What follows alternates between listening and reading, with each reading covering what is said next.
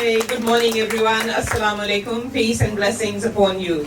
I acknowledge the sovereign owners of the lands that we gathered on, the Gadigal, and pay my respects to their elders past and present.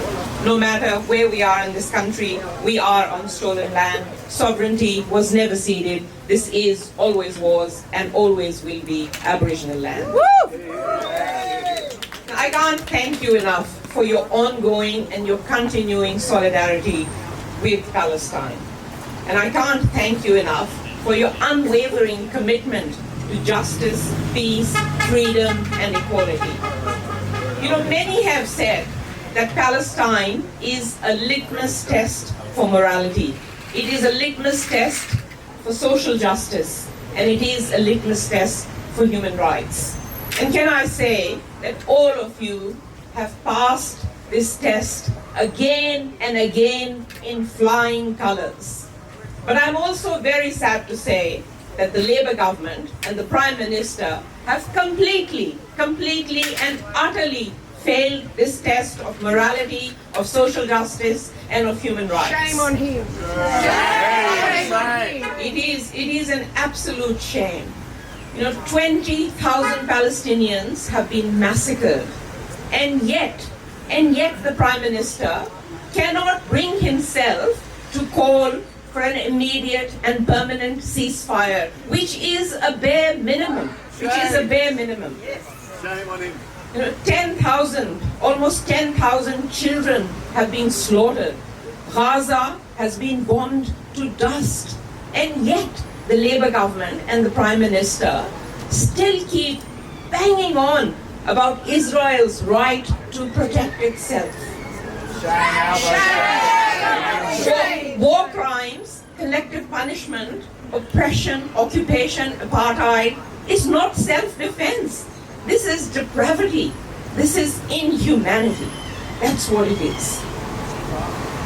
And really, just the hypocrisy of our government, where the human rights of Palestinians are concerned, and where the lives of Palestinians are concerned, it is just really scary, I have to say. So scary that we have come to this stage of such double standards.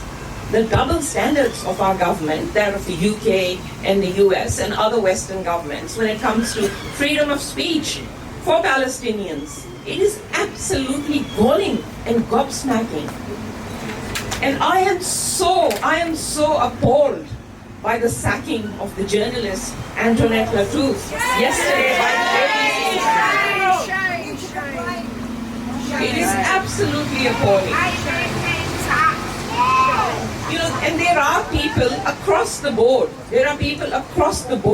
Who are bearing the brunt when they speak out about justice for Palestine, when they speak out about the end of oppression and occupation. It is happening to journalists, it is happening to writers and actors, it is happening to healthcare workers and people in every single workplace.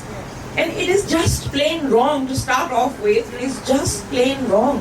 But it is also so dangerous for our democracy.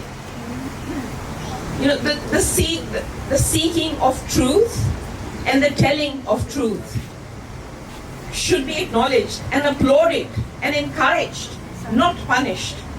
And we know of one person who has been punished for so long for telling the truth, and that is Julian Assange. And of course, the Greens have been at the forefront of calling for Julian's freedom, because journalism is not a crime. His prosecution and his incarceration must end, and he must be free to come back to Australia.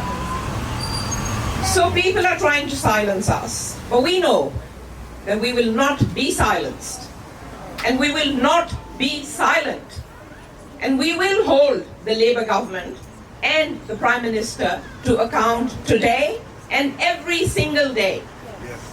And we will not stop talking about Palestine until Palestine is free. So as we come to the end of the year, I know that so many of us are looking forward to getting together with our family, our friends, and our loved ones. But we must remember those in Palestine who have no family, friends, or loved ones left, because the merciless state of Israel has massacred and brutally killed them all.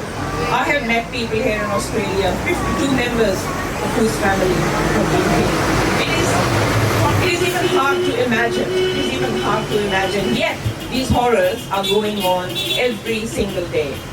So while we take a break with our friends and our family, let's keep the love and let's keep the rage alive.